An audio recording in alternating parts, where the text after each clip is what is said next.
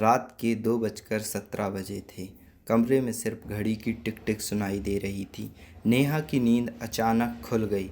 उसे लगा कोई उसे देख रहा है। धीरे धीरे उसने आंखें खोली। कमरा वैसा ही था, सब शांत। फिर टक टक टक आवाज़ अलमारी के ऊपर रखे पुरानी लकड़ी के बॉक्स से आ रही थी। नेहा का गला सूख गया। उसे याद आया, मकान मालिक ने कहा था उस बॉक्स को कभी मत खोलना। लेकिन आवाज़ बंद नहीं हो रही थी। अब वो फुसफुसाहट में बदल गई। मुझे बाहर निकालो। नेहा का शरीर जैसे खुद चलने लगा। वो धीरे धीरे बॉक्स के पास पहुंची। हाथ कांप रहे थे। ढक्कन खोला। अंदर एक गुड़िया थी, पुरानी, लेकिन उसकी आंखें जैसे अभी अभी पलक झपकी हो। नेहा पीछे हट गई। अचानक कमरे की लाइट बंद हो गई। पूरा अंधेरा, सिर्फ वही फुसफुसाहट, तुमने मुझे जगा दिया। नेहा ने जल्दी से लाइट ऑन की। गुड़िया बॉक्स में नहीं थी। वो अब कुर्सी पर बैठी थी, सीधे नेहा को देख रही थी। नेहा चीखने ही वाली थी कि गुड़िया की गर्दन धीरे धीरे घूमी।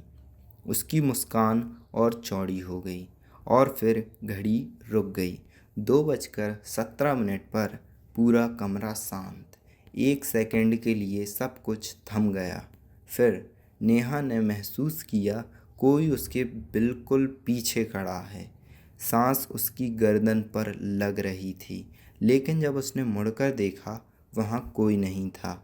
फिर उसकी नज़र आईने पर गई। आईने में नेहा अकेली नहीं थी। उसके पीछे वही गुड़िया खड़ी थी, लेकिन असली कमरे में कुर्सी खाली थी।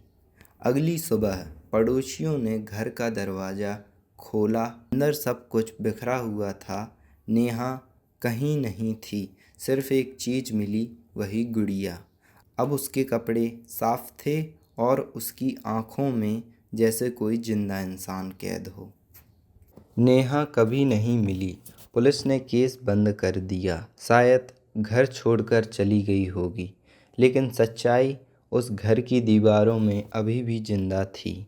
2 हफ्ते बाद वही घर फिर किराए पर चढ़ा। इस बार एक लड़का आया, राघव। उसे सस्ती जगह चाहिए थी और यह घर बिल्कुल वैसा ही था।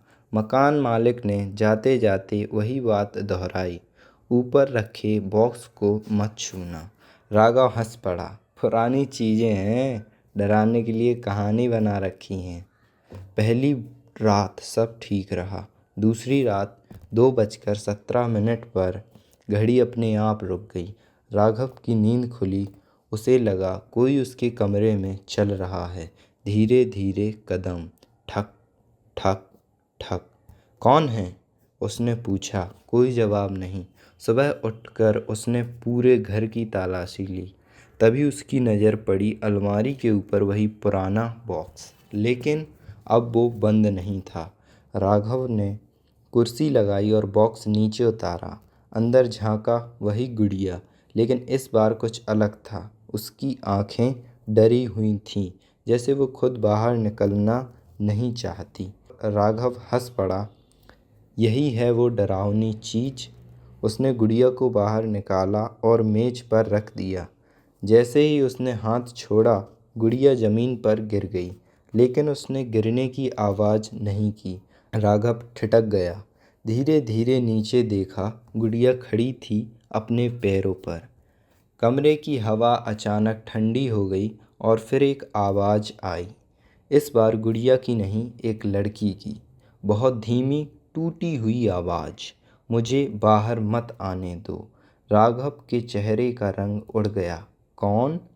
गुड़िया की आंखों से आंसू बहने लगे और उसकी आवाज़ बदल गई। अब वो नेहा की थी, वो मेरे अंदर नहीं है।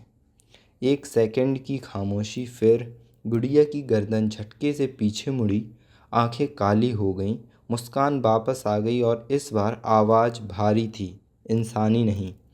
मैं अब इसके अंदर नहीं हूँ। अचानक दरवाज़ा ज़ोर से बंद हुआ। खिड़कियाँ अपने आप खुलने लगीं और कमरे के कोने में अंधेरा इकट्ठा होने लगा, जैसे कोई आकर ले रहा हो।